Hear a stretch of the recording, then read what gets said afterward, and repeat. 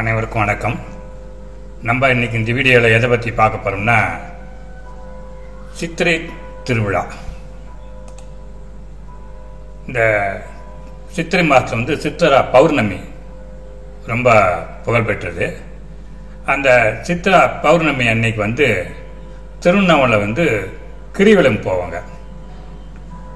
அந்த திருவண்ணாமலை கிரிவலத்தை பற்றி தான் இந்த வீடியோவில் நம்ம பார்க்க போகிறோம். வாங்க வீடியோக்குள்ள போகலாம். சித்திரை மாதம், அந்த சித்திரை மாதத்தில் சித்திரா பௌர்ணமி ரொம்ப சிறப்பு வாய்ந்தது. அது முன்னாடி இந்த சித்திரை மாதத்தை பற்றி கொஞ்சம் பார்க்கலாங்களே. சித்திரை தமிழ் புத்தாண்டின் முதல் மாதம். தமிழ் புத்தாண்டு முதல் மாதம் சித்திரை. இந்த சித்திரையில் சூரியன் மேச ராசியில் சஞ்சரிக்கிறது. இந்த சித்திரை மாதத்தில் சூரியன் மேச ராசியில் இருக்குது. இந்த தமிழ் புத்தாண்டு, இந்த வருஷம் தமிழ் புத்தாண்டு ஏப்ரல் 14 விசுவா வசு அப்படிங்கிற தமிழ் புத்தாண்டா தொடங்கியிருக்கு. இறைவன் அருளால் இந்த ஆண்டு எல்லாம் நல்ல விதமாக அமையும் என்று நம்புவோம். புது வருட நாளன்று அந்த வருடத்திற்குரிய பஞ்சாங்கத்தை வாசிப்பது பழக்கம். அந்த வருஷ பிறப்பு அன்னைக்கு, அதாவது சித்திரை 1 அந்த வருஷ பஞ்சாங்கத்தை படிப்பாங்க, வாசிப்பாங்க. இது இந்த தமிழன் மரபு. தமிழ் வருட பிறப்பு நாளில் தமிழர் வீடுகளில் வேப்பம்பூ பச்சடி செய்வது வழக்கம். அந்த புத்தாண்டு அன்னைக்கு தமிழ் புத்தாண்டு அன்னைக்கு வேப்பம்பூ பச்சடி செய்வாங்க. வேப்பம்பூன்னா வேப்பம்பூவு, வெல்லம், புளி இதெல்லாம் சேர்த்து அரைச்சி ஒரு பச்சடி மாதிரி செய்வாங்க. அது இனிப்பு, புளிப்பு, கசப்பு இது எல்லாம் சேர்ந்ததாக இருக்கும்.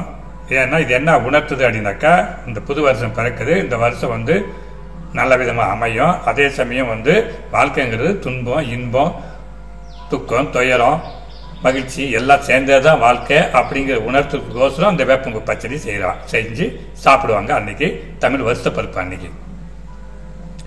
சித்திரை மாதத்து மதுரை மீனாட்சி அம்மன் சித்திரை திருவிழா ரொம்ப உலக பிரசித்தி பெற்றது. சித்திரை மாசம்னாவே சித்திரை திருவிழா.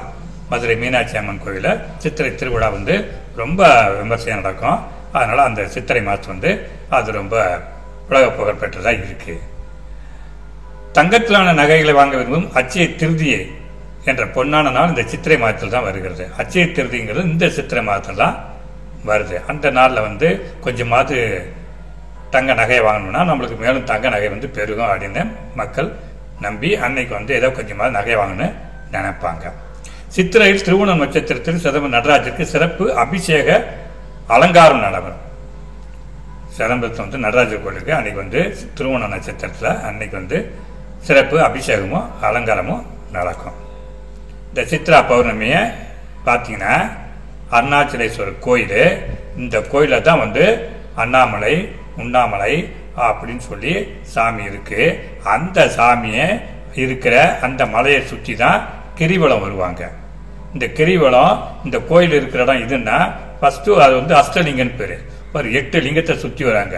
ஒன்று இருக்கிறது இந்திரலிங்கம். ஃபர்ஸ்ட் இந்திரலிங்கம் வழியா போவாங்க. இந்திரலிங்கம், அக்னிலிங்கம், யமலிங்கம், நிர்லிங்கம், வர்ணலிங்கம், வாயுலிங்கம், குபேரலிங்கம், ஈசானியலிங்கம் அப்படின்ட்டு இந்த மலையை சுற்றி அப்படியே அன்னைக்கு பௌர்ணமி அன்னைக்கு கிரிவலம் வருவாங்க. அந்த கிரிவலங்கிறது கிட்டத்தட்ட 14 கிலோமீட்டர் வரும். இதான் அந்த மலை. வாங்க இதை பார்க்கலாம். இப்போ இதான் மேப்பு. இந்த மேப்பில் இந்த இது இருக்கிற முதல் இடம் பார்த்தீங்கன்னாக்கா இந்திரலிங்கம். இந்த இந்திரலிங்கம் இங்கே தான் அந்த கோயில் இருக்கும். அந்த கோயிலுக்கு முன்னாடி அந்த இந்திரலிங்கம் இருக்கும். இந்த இந்திரலிங்கத்து முதல்ல வருவாங்க. இந்திரலிங்கத்தை முடிச்சுட்டு அடுத்தது அக்னிலிங்கம் வருவாங்க. அக்னிலிங்கம் முடிச்சுட்டு அடுத்தது யமலிங்கம் வருவாங்க. யமலிங்கம் முடிச்சுட்டு அடுத்தது நிருதலிங்கம் வருவாங்க. நிருதலிங்கம் முடிச்சுட்டு அடுத்து வர்ணலிங்கம் போகணும். வர்ணலிங்கம் முடிச்சுட்டு வாயுலிங்கம் போகணும். வாயுலிங்கம் முடிச்சுட்டு குபேரலிங்கம் போகணும். குபேரலிங்கம் முடிச்சுட்டு ஈசானிய லிங்கம் போகணும். முடிச்சுட்டு அப்படியே வெளியே ஒரு ரவுண்டு வந்துடலாம். இந்த மொத்த ரவுண்டு பார்த்தீங்கன்னா கிரிவலை பாதி பார்த்தீங்கன்னா 14 கிலோமீட்டர் வரும். ரைட்டுங்களா? இதான் அந்த கிரிவலம். அன்னைக்கு சித்ரா பௌர்ணமி இப்போ இந்த வருஷம் இந்த சித்திரை மாதத்தில் நாளைக்கு, அதாவது 11 ஞாயிற்றுக்கிழமை நைட்டு சித்ரா பௌர்ணமி அந்த பௌர்ணமி அன்னைக்கு வந்து இந்த கிரிவலம் வந்து திருவண்ணாமலை அருணாச்சல கோயிலை சுற்றி அந்த மலையை சுற்றி கிரிவலம் வருவாங்க. அது மேப்பு. இது வந்து சேட்டலைட் பிக்சரு, அந்த மேலேருந்து சேட்டலைட் வந்து எடுக்கிற பிக்சரு. அதில் நீங்கள் பார்த்தீங்கன்னா இதான் வந்து அண்ணாமலையார் கோயில். அந்த அண்ணாமலையார் கோயில் அதுக்குள்ள நுழையின்னு அங்கே போனோம்னா பக்கத்தில் வந்து இந்திரலிங்கம். இந்த இந்திரலிங்கத்து பக்கத்தில் வந்து அப்படியே இந்த மலை, இதான் மலை, இதான் அருணாச்சலம் மலை, இந்த இதான் கிரிவல பாதை. அந்த மலையை சுற்றி இப்படி வரணும். இதான் அந்த போகிற பாதை. அதாவது லெஃப்டில் போகணும். லெஃப்டில் போய் அப்படியே போயிட்டு ரைட்டில் வரணும். இந்த லெஃப்டில் போனால் என்ன இது லிங்கம் இருக்குன்னா ஃபஸ்ட்டு இந்திரலிங்கம்.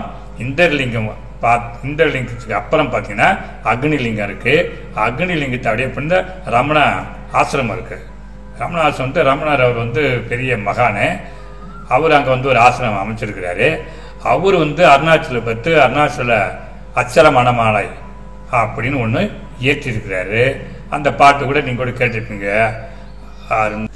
அருணாச்சல சிவ அருணாச்சல சிவ அருணாச்சல சிவ அருணாச்சல் சொல்லி அந்த அருணாச்சல அச்சர மணமாலை அப்படின்னு ஒன்று இயற்றியிருப்பார். அது வந்து ரொம்ப அருணாச்சல அச்சர மணமாலைங்கிறது ரொம்ப எல்லாத்துக்கும் தெரிஞ்ச ஒரு பாட்டு.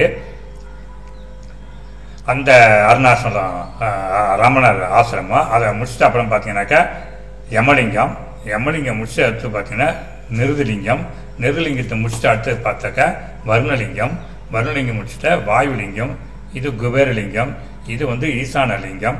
அப்படியே முடிச்சுட்டு வெளியே வந்துட வேண்டியதான். இதுதான் மலை. இது கொஞ்சம் க்ரீனிஷாக இருக்கிறது பார்த்தீங்கன்னாக்கா எல்லாம் மரம் செடி அதெல்லாம் இருக்கிறதுனால பார்த்தா அந்த க்ரீனாக இருக்குது. இந்த ப்ரௌனாக்கெலாம் வந்து இது மலை தான், அது மரம்லாம் கிடையாது. இதெல்லாம் பார்த்தா க்ரீனாக இருக்குது. பார்த்தீங்கன்னா எல்லாம் கொஞ்சம் இது மரம் செடி அதெல்லாம் வந்து இருக்குது. க்ரீன் வெஜிடேஷன் இருக்குது. அதனால் பார்த்தா க்ரீனாக தெரியுது. இங்கேயும் க்ரீனாக தெரியுது. மற்ற இடம் பார்த்தீங்கன்னா வெறும் பேரன் ராக் தான். பேரன் ராக்னா அப்படியே வெறும் பாறை தான். இந்த ஃபஸ்ட்டு இந்திரலிங்கம் ஆரம்பித்து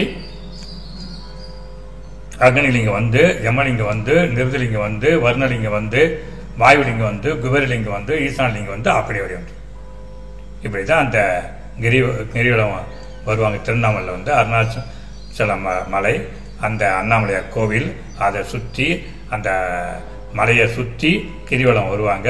கிட்டத்தட்ட ஒரு 14 கிலோமீட்டர் வந்துடும். அந்த என்னைக்கு சித்ரா பௌர்ணமி அன்னைக்கு குறிப்பாக இந்த மாதத்தில் வந்து 11ஆம் தேதி ஞாயிற்றுக்கிழமை வருது. அநேகமாக 10 லட்சம் பேர் எதிர்பார்க்குறாங்க இந்த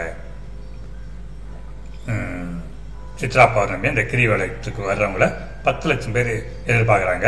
அவ்வளோக்கும் வந்து அரசாங்கம் வந்து எல்லாத்துக்கும் வந்து முன்னேற்பாடு செஞ்சு வச்சுருக்கிறாங்க. அதனால் இந்த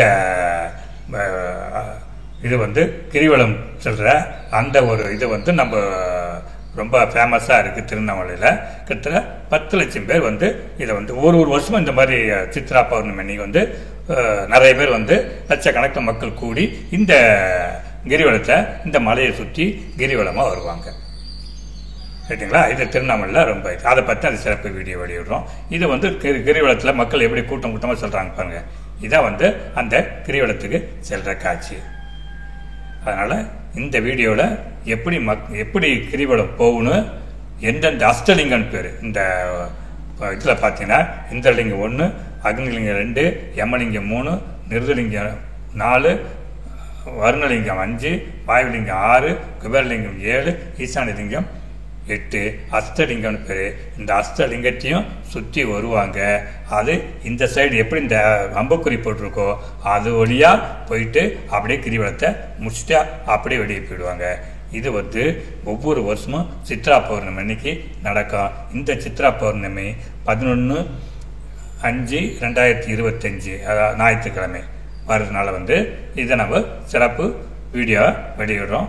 அனைவரும் பார்த்து மகிழுமாறு உங்களை அன்போடு கேட்டுக்கொண்டு இந்த வீடியோவை இத்துடன் முடிக்கின்றேன். நன்றி, வணக்கம்.